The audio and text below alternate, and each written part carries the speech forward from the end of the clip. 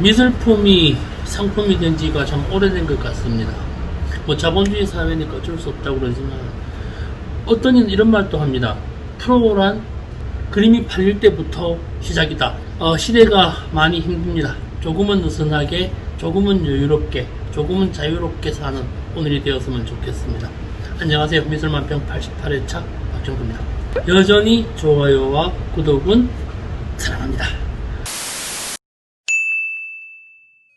어떤 예술품을 좋은 예술 작품이라 할까요? 어려운 부분이기도 합니다. 시장 경제에서 비싸게 잘 팔리면 좋은 작품일까요? 2009년 영국에서 제작된 부기욱이라는 영화가 있습니다. 영화 전체적으로 보게 되면은 1990년대 중후반이 영국 미술 시장의 배경으로 삼고 있는데, 그것과 현재의 우리나라 모습이 좀 흡사하지 않은가라는 생각이 듭니다. 우리나라에서는 부기욱이 상위 1%의 섹스라는 제목으로 2013년에 개봉한 영화입니다. 영화는 화랑기의 찬란한 상태와는 조금 다른 협잡이 필요한 뒷골목을 까발려줍니다. 미술계 영화답게 영국을 비롯한 각국의 다양한 유명 미술품이 등장을 합니다. 미술품을 보는 암흑보다는 비싼 그림에 관심을 두는 것이 때로는 믿기도 한 영화이기도 합니다. 미술인이기 때문에 그럴 수 있을지도 모르겠습니다. 영화를 따라가 봅니다. 처음 시작은요, 화랑이 나오고 고가의 미술품을 거래하는 화랑 주인의 사무실을 비춰줍니다. 사무실 벽에 데미안 허스트의 스핀 페인팅이라는 작품이 나옵니다.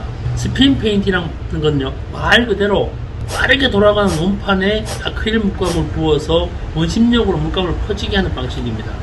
개인적으로는 이게 왜 예술이 되는지는 잘 모르겠습니다. 고급과 고상함, 품위와 우아함이라는 포장지 안에는 돈에 대한 속물건상과 돈 되면 뭐든지 다 하는, 돈에 의해 인격까지 변해가는 절대 굴종적인 기본적인 삶을 드러내고 있습니다.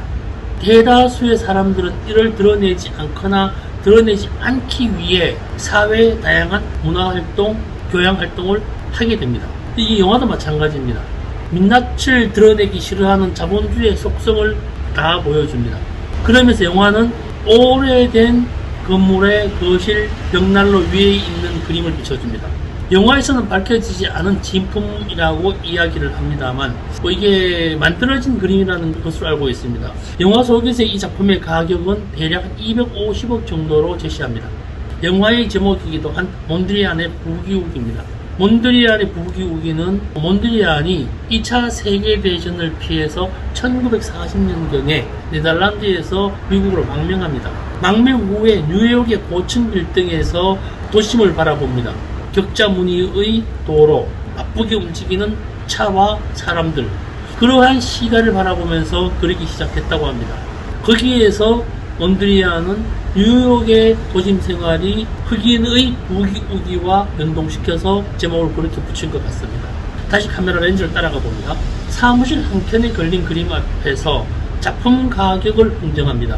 그 뒤에는 존 커린의 작품이 있습니다. 1962년 미국에서 태어난 존 커린은 섹스 심볼로 바라보는 남성의 관음증을 겉으로 드러냅니다. 비현실적인 가슴을 가진 여성을 그려냄으로써 정상과 비정상의 관계를 이야기합니다. 영화에서는 화랑 주인과 컬렉터 사이의 속내를 비춰준 코드로 작용하는 것 같습니다. 여기에 제이크 디노스 제프만 형제의 남성의 성기코를 가진 두상이 나타납니다. 돈 많은 미술품 수집가와 갤러리를 갖고자 하는 여성 큐레이터의 은밀한 거래의 모습입니다. 컬렉터인 두 부부의 갈등 장면을 보여줍니다. 실내에는 온갖 유명 미술품이 다 있습니다. 작품을 그냥 사던 돈 많은 부부가 서로의 불신으로 헤어지려는 갈등에 느닷없이 브랑쿠시의 작품이 등장합니다. 이혼할 때 달라면서 여자는 브랑쿠시의 작품을 들고 옮깁니다. 브랑쿠시는 1870년 루마니아의 가난한 농부의 아들로 태어납니다. 자코메티와 헬리모와 더불어 20세기 조각의 거장으로 추상 조각의 원조로 칭송받는 조각가입니다.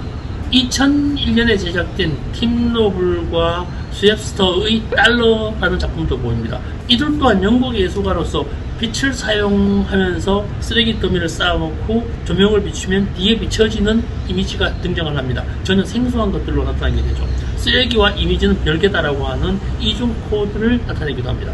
이 두 사람은 개인의 정체성과 소비주의, 성에 대한 사회적 이슈를 작품의 주요 테마로 잡아냅니다.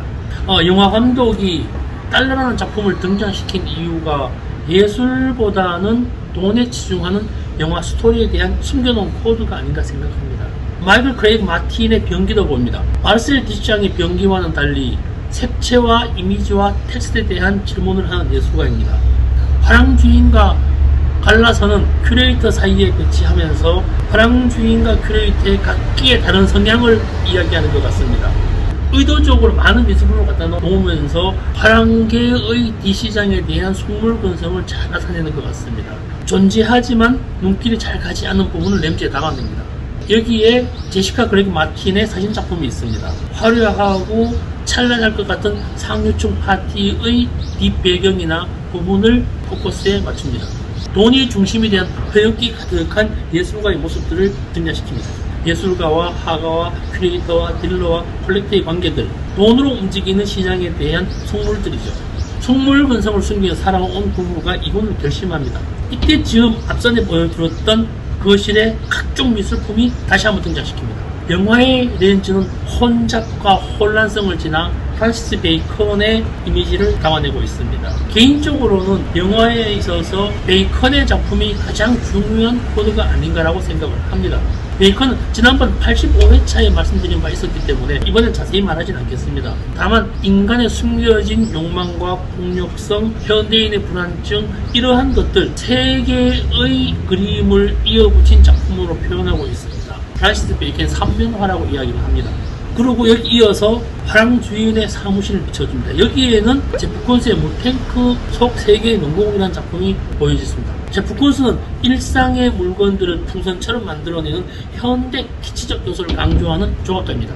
작년 5월 제프 콘스의 작품 토끼라는 작품이 우리 돈으로 1,050억 정도에 낙찰이 됩니다. 그전에는 데이비드 호크니 작품이 1,050억 정도 됐었는데 그걸 뛰어넘습니다. 그래서 제프 콘스는 생존한 화가 중에서 가장 비싼 화가로 칭송을 받고 있습니다. 영화는 전국으로 달리면서 마지막으로 뱅크시의 작품을 담아냅니다. 뱅크시는 낙서화가로 유명한 영국 화가입니다. 십자가에 못 박힌 예수 손에는 각종 쇼핑백이 들려져 있습니다. 종교적 우화와 아우라가 가져야 할 대상에 현대사회의 쇼핑 물건을 들게 하면서 미술계의 혼잡한 뒷구녕을 이야기하는 것 같기도 합니다. 영화 내용은 별 쓸모는 없습니다. 서로 간의 배신, 미디어 아티스트에 대한 이야기들, 그리고 첫 장면이 여성 아티스트 도와준 남자의 자살부터 시작을 합니다. 끝에도 마찬가지입니다. 개인전을 하면서 끝을 맺는데 그냥 이야기는 그렇습니다. 이러한 사회가 있다라는 것이 가장 중요한 부분인 것 같습니다. 여기에서 예술이 무엇인지 다시 한번 생각해보고 싶습니다. 예술 작품이 사회에 소통되는 방식과 그런 관계에 대해서도 이야기해보아야만 할 것 같습니다. 데미안 허스트, 제프 콘스, 뱅크시 같은 예술가들은 자본과 결탁하여 많이 비싸진 예술가들입니다. 비싼 것이 좋은 예술일까요?